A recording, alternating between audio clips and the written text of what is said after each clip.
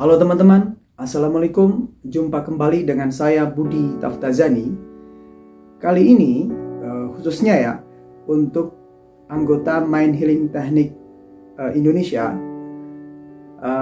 atau peserta pelatihan Mind Healing Technique khususnya ya, dan umumnya adalah bagi teman-teman yang suka mengkaji metode-metode komplementer. Di dalam pelatihan Mind Healing Technique, seringkali para peserta pelatihan bertanya, terutama mereka yang sudah mengenal beberapa metode, apa sih bedanya Mind Healing Technique dengan hipnosis khususnya ya, atau hipnoterapi. Saya akan membahas khusus di sini ya tentang perbedaan antara hipnoterapi dengan Mind Healing Technique. Dalam video ini akan fokus pada apa saja perbedaan-perbedaan yang mendasar ya di antara kedua metode itu. Perbedaan itu saya akan coba kategorikan dari dua hal. Pertama adalah dari sisi teknis ya, dari tekniknya. Yang kedua adalah dari landasan ilmu pengetahuan atau sains yang bisa menjelaskan fenomena Mind Healing Technique atau hipnoterapi ya. Sebagai pilihan perbandingan, kita gunakan saja model hipnoterapi yang paling populer, itu misalnya dari Erickson dan Rossi ya.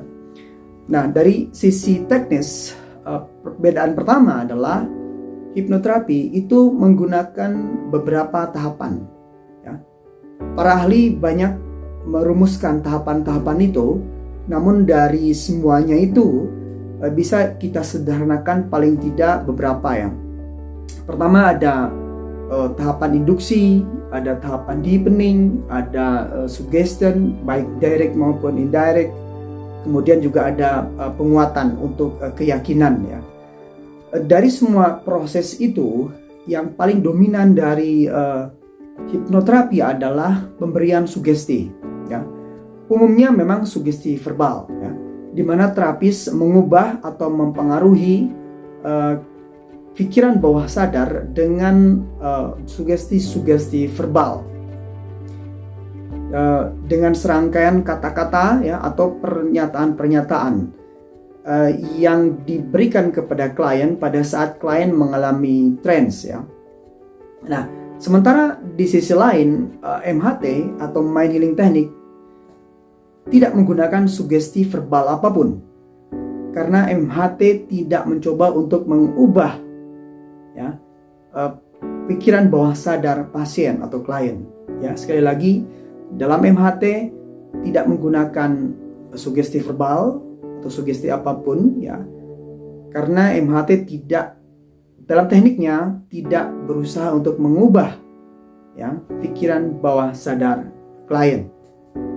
Jadi di MHT atau Mind Healing Technique tadi ya, pasien hanya diminta untuk mengambil posisi yang nyaman, kemudian berdoa, rileks, pasrah, hanya itu saja ya. Tidak ada kata-kata sugesti ya atau apapun ya yang mencoba mempengaruhi pikiran mereka. Bahkan tidak ada ritual atau bacaan apapun begitu ya. Karena tekniknya tadi tidak memberikan sugesti ya, maka ini juga terkait dengan perbedaan yang kedua. Perbedaan yang kedua adalah antar MHT dengan hipnoterapi. MHT bisa dilakukan ya dalam dimana terapi, dalam proses terapinya pasien dengan terapis itu tidak harus bertemu begitu ya. Jadi bisa dengan jarak ya. Jadi tidak perlu bertemu secara fisik, bisa jaraknya berjauhan. Yang disebut dengan jaraknya berjauhan itu apakah 1 meter, 100 meter, 1000 meter, bahkan ribuan kilometer. Nah, bahkan jika pasien Anda berada di negara yang lain, prosedur atau teknik Mind Healing Technique bisa tetap dilakukan, bisa tetap dilaksanakan. Dan tidak menggunakan alat komunikasi apapun. Ya tadi alat komunikasi hanya mengatakan kepada klien siap, jadi hanya untuk mengafirmasi saja bahwa saya siap untuk menterapi, klien siap untuk diterapi. Hanya itu saja, selebihnya tidak. Dalam jarak yang tadi ya, tidak terbatas dalam konteks di dunia ya, di bumi ya, barangkali seperti itu. Jadi yang diperlukan oleh klien dan pasien dan klien dan terapis adalah hanya kesepahaman ya. Jadi yang satu sebagai terapis, yang satu sebagai yang diterapi, yang menerima terapi. Seperti itu saja. Nah, dalam proses terapi selama sekitar 7-10 menit tidak ada sugesti apapun yang diberikan ya, terapis kepada klien. Karena sekali lagi terapis tidak melakukan intervensi apapun pada pikiran bawah sadar pasien atau klien seperti hipnoterapi. Ini perbedaan yang kedua dari antara hipnoterapi dan MHT ya.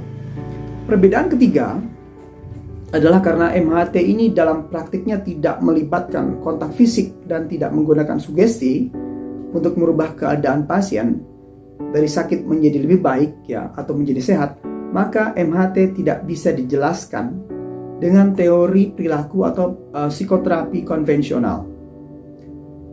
MHT lebih masuk sebenarnya pada ranah transpersonal dan energy healing. Penjelasan yang paling relevan sebenarnya untuk fenomena terapi ini adalah dengan apa yang disebut dengan noetic science ya.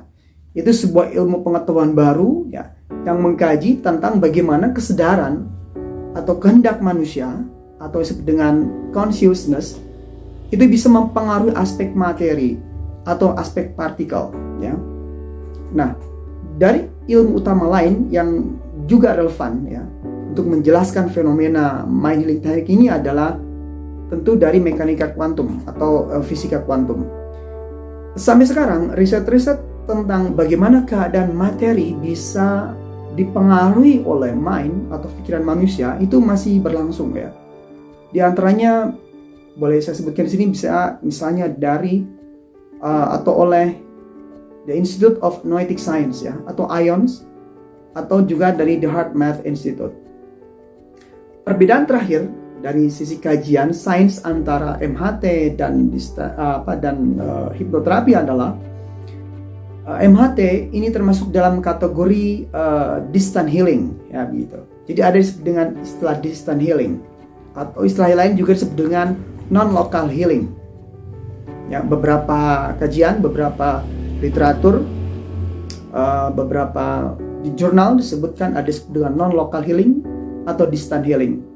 Dan itu akhir ini sudah menjadi bagian dari riset yang sangat menarik bagi para ilmuwan dan membawa harapan akan terbukanya pilihan-pilihan baru di bidang penyembuhan dan kesehatan.